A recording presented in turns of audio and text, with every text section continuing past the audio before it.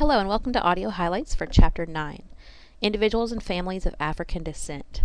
This chapter opens up, like many of our others, with a discussion on terminology and demographics, and even the terminology of the chapter is discussed. Our authors clarify that we're not talking about individuals of North African descent, for example, maybe someone who identifies as Egyptian. Instead, we're choosing this title to be most inclusive of the entire population that we're going to talk about. So the labels, as many cultural groups can also identify with, the labels and terms used to describe this population have changed over time, and now there's even some diversity among the population about which they prefer. So Reverend Jesse Jackson is actually responsible for coining the term African American, and that is often what's used in many of our government documents and kind of professional representations of this population. Some members of this group, though, prefer to identify as black. Some members don't identify as African Americans, and they have a strong preference to be called black rather than African American. One of the things that your chapter does a good job of explaining is that it's always best to ask an individual what they prefer to be called. And this goes for many of the other groups that we've talked about as well. Even though you may feel strongly that a particular word is the quote-unquote politically correct term at this time, if you're working a counseling relationship with someone, it may help to clarify with them what they prefer.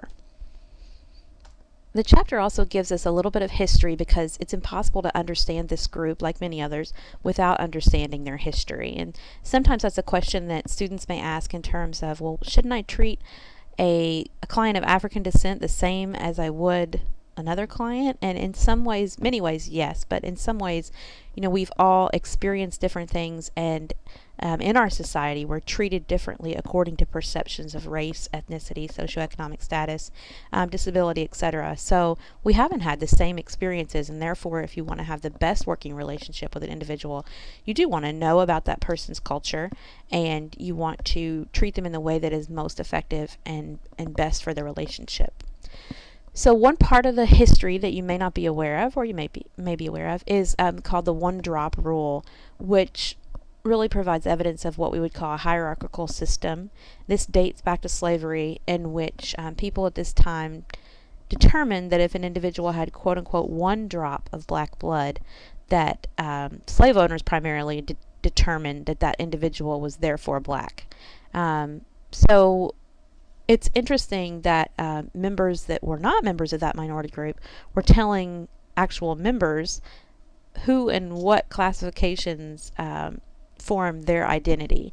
So that in itself hopefully gives you pause for thought and reflection, but it's important to know about the existence of this unfortunate spot in our history so that we can also catch it when we see people today identifying an individual, maybe someone else deciding that an individual is African American or black strictly on their own criteria. And we also still see different forms of prejudice and oppression even within the black community today. One of those is called colorism, which may be a form of internalized racism where people may give preferential treatment or perceive that those African Americans with lighter skin may have an easier time than those with darker skin. So it's this active assessment and talking about and dialogue and preference for lighter skin, and that's called colorism, and that still exists today in some aspects of black community.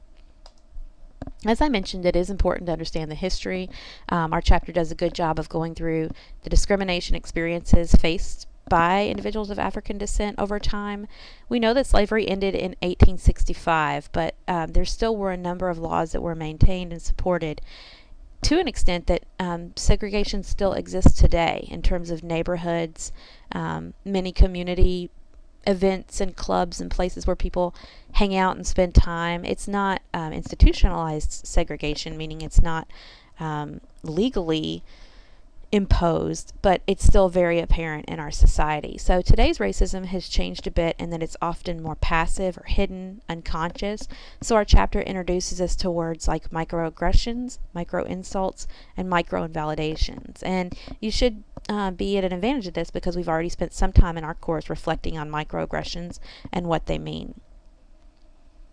Our chapter also goes through the Black racial identity and explaining about why this is so important for counselors to understand, and to understand that it could have negative implications for mental health and self-esteem, especially if we have individuals who are internalizing the white beauty ideal, or who may be rejecting their own Black identity or just have very negative feelings about being Black.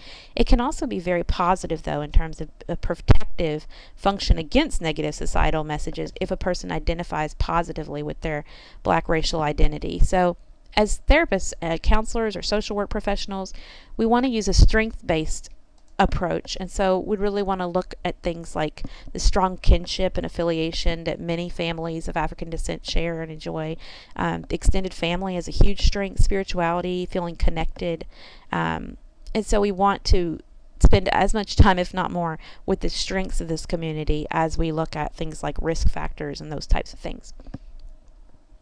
Our chapter does a great job of looking at different groups that fall under this umbrella. So we look at couples of African descent, and so if you were working specifically with couples, perhaps as a couples counselor or as a social worker assigned to help individuals like this connect with resources, then it would be extremely important for you to understand how are Black couples both unique and similar to other cultural groups. The chapter also introduces us to the idea of interracial couples. These couples have increased in number over the years, and so they can have unique challenges that can really have a significant impact on their relationship.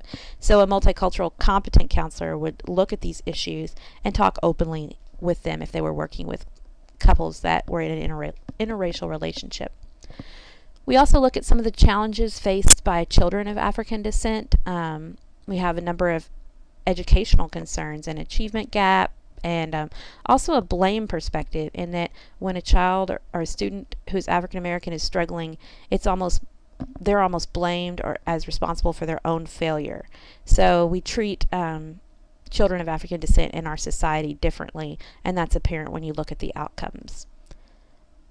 Our chapter also, and I know I'm popping around a little bit because this chapter is detailed and is a great introduction to this topic, so it'll prepare you very well to be a multiculturally competent counselor in working with this group. So I hope you'll remember that I'm just hitting the high points in these audio highlights, but I also wanted to mention your chapter, the concluding part looks at intersections between cultural variables we've already looked at and then other aspects of Black culture and Black racial identity. So we look at specifically the Black middle class and mental health, and we know that this is a unique population because first of all, it's about a little bit more than a third of the African American population, and they can face unique challenges like survivor guilt. They may be kind of disenfranchised and isolated from other members of their community. There can be institutionalized racism that affects and challenges people at all socioeconomic levels. So it's not as if they escape the harmfulness of racism just by being in a higher income bracket. It doesn't work like that. So, but many times they may have lost the support of the larger Black community, maybe because of where they live now, or maybe because they've moved from extended family. So this is a unique population of individuals that can still struggle with many of these things. We also look at the way that gender, that being elderly, that being gay or lesbian, all of those things, how do they intersect with the Black racial identity? And then finally, our last bit looks at some general mental health concerns, but also some common supports and systems for individuals of African descent. So we know that spirituality and religion is often very important in this community, as are Black organizations, and these might include fraternities or sororities or more formal organizations like the NAACP. And finally, several counseling theories have looked specifically at these different aspects of Black racial identity and also of just cultural strengths within this group, and determined a number of counseling approaches that may be most helpful or most effective in working with this population. So we know that NTU psychotherapy, which is a lesser known theoretical approach, it actually incorporates an element of spiritualism and spirituality. So that is thought of as a strength of this perspective in terms of being an Afrocentric psychological perspective.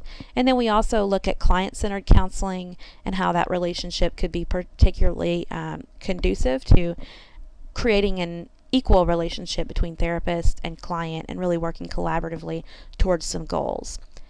So So we know that there are a few specific guidelines for work with clients of African descent, but we also know that I just want you to keep in mind that as much as we look at these specific aspects of cultural groups, it's always important to remember that there's even more diversity within the group itself. So our chapters would be relatively short if we just said within each chapter that, well, every individual is different, so we can't give any generalizations. But we always want to be careful when we are studying the generalizations that research teaches us, that we don't kind of create further misconceptions that all individuals of African descent are like this. And so keep that in mind as you read this chapter and review the material.